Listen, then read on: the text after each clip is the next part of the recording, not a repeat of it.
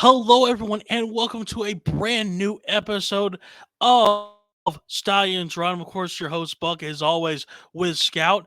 And hey, Scout, we are now, I can't believe I'm saying this, but 8-0 on the season. We have some tough competition. We'll talk about that. This is the game I'm like actually scared about now that we've moved past St. Louis, upcoming with San Antonio. But we got to talk about the game against Houston in the penultimate home game of the regular season for the Birmingham Stallions. We got some news about that with the playoffs and more. So, Scott, let's get right into things. Birmingham, they get the victory 35-28 over the Houston Roughnecks. A game I was a little surprised about because it seemed like the Stallions were letting Houston have their way a little bit on offense compared to normal. Yeah, it was interesting, I will say. I don't think it's exactly how we thought the game would go. I thought that it was going to be a straight blowout. I should have known better, Houston Mhm. at home. We had a lot of issues with penalties, which again, Houston at home should have known better. But Yeah. it was an interesting game. I will say we kind of struggled run defense wise. I know Coach Chavis was out with an illness. I hope he feels better now. So we had Yes. our DB coach calling plays, anyways. But we had some issues, just like getting the intensity up. I will say by the final play we had that intensity, but just like first half wise, we looked a little lethargic, especially on defense. I thought we could have looked better there. Wish honestly, the I'm not sure how to word this properly. I wish that our offense in the first half would have gone for the kill after scoring twice than just, trying to play like play it safe. Because I feel like they scored twice very quickly, and I feel like they could have gotten a third score, and but we just took a while to get that real kill shot. So Yeah. Yeah. I mean, I feel like this was a very, I don't know, low key game for the Stallions. It felt like there was, I guess the best way to describe it is it was like three steps forward, one step back every time. It felt like almost with a drive, because it was like progress we made, something dumb would happen. Progress we made, something dumb would happen. I mean, I kind of mentioned it like it felt like you know at halftime, it felt like everyone was like just like, okay, we got the kill shot, we got two quick scores, let's take the foot off the pedal, and that's been a problem yeah, all season with taking the foot off the pedal. And in the UFL, you cannot let that go. You have to be on, fully down the entire time, with these games. So yeah. that rears its head again, especially in this game. Otherwise, I felt like everything else, especially if you take away the problems, everything was fine. This was clearly a very, I guess, unique game because it was almost treated like a rest game. I mean, if you go back and look at the injury reports, players like Carlos Davis, CJ Marable, basically were put on the bench and said you're resting. And players like Larry Roundtree were able to come in and get some yards in, stretch their legs, show what they can do as we prepare for the playoffs. I I am otherwise I don't know where to put this game. I don't know if you put this game as a concern about some things, or if you put this game as like it was almost like a testing bed for the backups, and for people who are on the practice squad, because I mean it was clearly something like that. We could see that definitely from the injury reports. We could see that for practices, depth charts, with everything that happened. So overall, I think this was a I'm not going to say it was a write off game because the team still played hard and they went to go get the win in Birmingham, but this was clearly something else besides just an all in regular season game. Yeah, I will say I do think that this was one of those games where we try to get everybody some touches. Again, Larry Roundtree, he played ball. We sat Marable. I'm not sure if that was a injury thing or if that was, just like a load management type I thing. think it was rest. Because nothing I do popped up think on it the was injury reports rest. for them. Yeah, yeah, Yeah, but I think Roundtree should get touches anyway. I think he'll probably get more touches. We'll probably have a very similar game plan. at least against the Brahmas, if not against the Brahmas and the Panthers. I will say even I would not be surprised if in either of these two games that we make Jamar the quarterback two and not the emergency quarterback, and then get Jamar some reps because like I want to see Jamar Smith throw the ball once. That might be a crazy ask, but hey, the guy that won us the first championship and played in the second year, I would like to see him throw the ball in an actual, real-time snap. Anyways, but yeah, but aside from that, second half, it was fine. And I will say it was a lot more. It put confidence in me on certain plays. The fourth and short that we stopped. The final Yeah. play of the game. I will say I didn't want to get a graphic. I couldn't get the video up in time. Might end up making that little short in the week, but the final play, if you look at it, if they had even a second, and this kind of goes to my, we had the intensity, we had the pressure that built up, and so they didn't have the time. But if they had that extra second, they probably score because Justin Hall was coming across the middle, and they had 3-on-3 blocking on the outside. So like it would have been a very exciting play. But hey, we DeMarcus Gates or beat Senate before he could throw it. So hey, we won the game. Hmm. But Yeah. yeah, and to that point, I almost want to give credit to the pyramid as inciting this like energy because like okay, like when the energy really started on defense was when they were trying to score like right at the pyramid, right? Like right at, and for those that don't understand, the pyramid is this collection, this there's no government over the pyramid, but it is a collection of people rooting for the Stallions that happen to have their shirts off. Anyways, so And okay, this look, hang on. I gotta say this. I'll probably get some Stallions fans mad at me for this statement. I don't care. I think. I'm sorry. This is the fan tradition. This is gonna be the one. This. I don't know. No, I don't get it. I don't get it. I'm sorry. I feel like like I said to Scout before like the start of the show. I feel like the old man. I'm the old man yelling at the clouds. Why is this the thing? Why? I don't get it. I don't giddy get up, it. baby. But yeah, but it is a collection. There are some members of the Horsemen. There are people like me and Buck, where it's like we're just Buck is not a part of it, but like me and Buck, where it's No, you no, know I'm never doing that. we're just in the Twitter community. But hey, it's open to everybody. There was a lot of random kids with their dads or whatever. There was like a handful. It was like a weird thing. There was like a handful of girls. Like it was just a whole Yeah, it's all very together. weird. Anyways, It's very but. weird. But it seemed like feed off the intensity, and I will say even to that point, to the point the week beforehand when Tazino got the final play, and then he runs over to the corner, and that corner, it's like I think, and this I might need a Skip Holt's opinion on this. I might need someone on the field's Mhm. opinion of this. But that corner, like where the end zone meets, and I feel like the loudest fans are between like C101 and like the first club section, and then like all the way down the end zone because that Yep. roars so much more than the other and like the other corner. And like sure the other corner cuts off, it doesn't have like the end zone to work with, but uh even like in at Legion games, even at other games in that stadium, it's like that corner it just has so much power to it. And I will say the turning point that made me realize that we were going to win this game was when Martinez he actually rolled out to his left, our right, and then went straight in. And I mean like that was the play that I'm like, okay, we're going to win this Yeah. game. Um but and again it was like a roar. He thought about jumping, but he just dabbed up like the first kid he saw. Like I could Yeah. see it in his eyes. He wanted to, but then he realized like for those of you that have never been to If I protective, break the leg, I'm in trouble. Yeah. yes, for those of you that have never been to protective, there is a water like a water filter or whatever, and then there's like about 2 feet of concrete after you pass the Yeah. grass at protective in the end zone.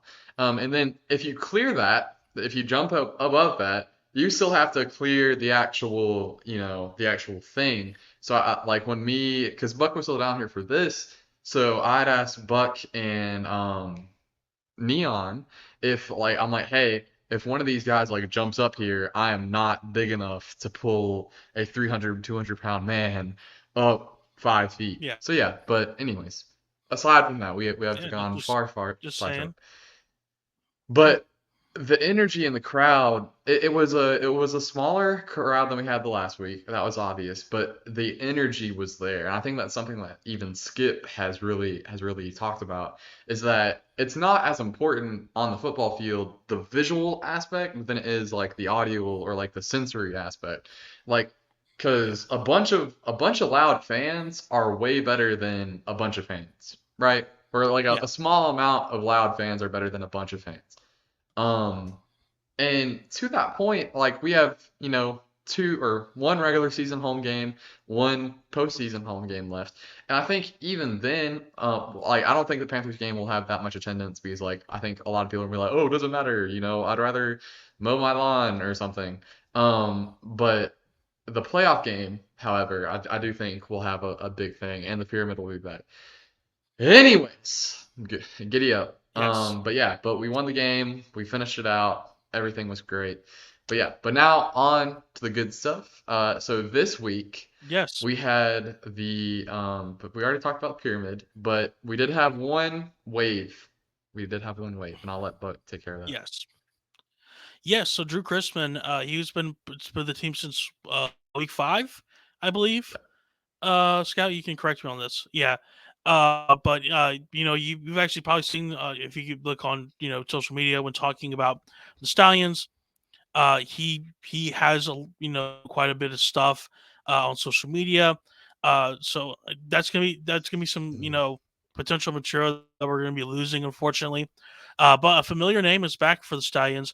Colby Wadman is back in for the Stallions. He's gonna be punting the balls once again for Birmingham. So very interesting to see him come back into the fold. I thought Drew did a good job. But it looks like Colby's healed up from his injury. So I'll take what we can get. Best of luck to Drew on this with the Yeah. wave. All right. Well, it is now time to talk about. This is the team that scares me when it comes to losing that potential regular season undefeated streak. Stallions in their 2 years so far have been unable to keep that streak. They've lost either a game or 2 games. Scout, do you think that the San Antonio Brahmas are going to be able to break that streak? I do not think so. I know I pick the Stallions every week, but this game. We are a very similar matchup or we're a very similar like compacted team to the Brahmas. And the Brahmas, they're at home, sure, they have the Alamo Dome. It's a pretty nice stadium, pretty nice crowd. We love they Which will treat be us pretty playing it, good by the way. when This is not a home game for the Stallions. This is an away game. oh yeah, exactly. Yeah, exactly. You But forgot that, didn't you? I would no, I didn't forget that. I almost went. We almost went, but that's a story Oh I'll yeah, talk about Saturday. Um But I just don't think it'll work. I don't think it'll work. I do think that so they have Kirkland, McFarland, and Latimer. Those are the three guys that I hmm every day in film the sounds are gonna be like, hey, look at those, look at these guys. watch them. Yeah, And because they have other players, like they're obviously like they know that those are their guys, and they're gonna try to incorporate other guys. But I don't see it. I don't see it. Garbers is not back yet. He did get moved to the inactive roster. They did cut yeah, Jaden Delora before he even played a snap, which that's a whole other discussion because I'm now wondering like can this guy even go back to like the transfer portal because he was just there anyways. But yeah, um the those three, if we can guard them, and I think we will, because like it already showed me in the Battlehawks game, because the Battlehawks offense is a very similar built team to the Brahmas. They have a great tight end. They have a speedy receiver, slot receiver type, whatever you want to work with, and they have a pretty solid running back. I will say, for the Brahmas, you kind of like Hakeem Butler is a better player than Latimer. I think it's like the Oh, really don't good say versus great. that. No. What? You just gave ammo. You just Oh gave my God. ammo. You know what? I want them to beat St. Louis in 2 weeks. What is going on? You know what? I stand on business. Anyways, and then, Luke Miller's a Stallions fan. The so those three are the ones you wanted to take care of, and my prediction for it, since we've already spent a lot of time talking about it, is probably I think it'll be a lower scoring game. I'll say 31 to 21 Stallions. Also, speaking, like, I know we hate talking about betting, and this is not betting advice, but overs are hitting. Okay, ESPN. Overs are hitting. Mm, Overs are hitting. Just so I would say, yeah, 31 to 21 Stallions. okay. For this game, I'm very torn. I in some scenarios. Well, what? Nothing, nothing. Okay. But I mean, there's some scenarios where I think the Stallions could possibly lose. I'll be perfectly honest. Yeah. Because we have seen some flaws start to pop up for this team, with some injuries and some bad habits seemingly sticking around. I right now, barring something happening, a potential injury popping up, I think the Stallions will win. However, I think it's going to be a 3 point difference. I think Hmm. this is going to be a field goal difference game. I am very nervous. This is the first time I've been nervous about a Stallions game. Seriously nervous. Last time I was probably nervous about a game, probably the USFL Championship in 2023, because I was scared. I was very nervous about that Maulers team with the playoff heat. So yeah, I'm a bit nervous about this game. I think it's going to be under. Also, if we want to do betting, I'll take the under on that. So, oh, this guy's pulling up the numbers. See if he can prove me wrong. You Oh, know what? I could see the under. I could see the under, but I think it would mm, require a lot of things. Because, like, indoor, here's my big thing. Indoor, that's a big thing we got to worry about, right? Because, like, I yeah, think every miss field goal wise in the league this year, outdoors, in the elements. yep, And I know yeah. somebody said Ford Field has elements, like it'll be about between, like, from 0 to 6 mile an hour winds in Ford Field. I don't know if that's true, or maybe it was the Battle Hmm. Dome. But so there Maybe the will be Elmo. some I'm not sure. uh, one of the domes, somebody said that, like, it's so old that there's wind, and I was Oh, like, that has to be Alamo Dome then, because well, I that's mean, that's both one of the Alamo older Dome. domes. I mean, we're younger than both the Alamo Dome and the St. Louis Battlehawk Dome. You know what we're not younger than? Protective Stadium.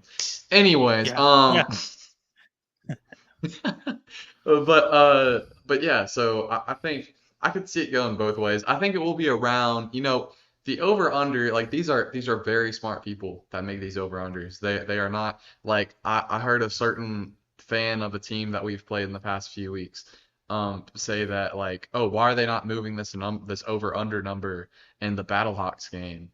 And it was already at 44, and they were like, oh yeah, hit the under. And then the backup for the Battlehawks comes in and plays like the starter, like, yeah. they that game ended at 51 total.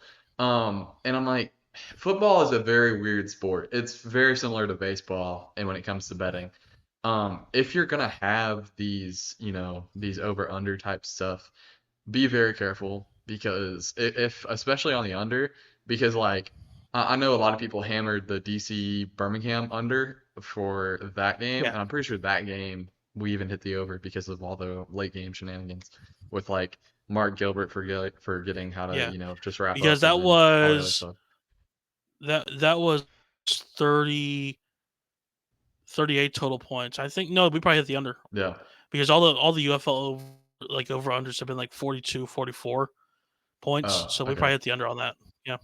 I think for some reason I thought it moved down, and then people were still betting off of the. It I might don't know. well it might have my there's probably people who did that before and then were live betting, a new number. Yeah. So Yeah, but it's a very interesting thing. So, also, I will say, someone said that sports betting was not a thing in Alabama.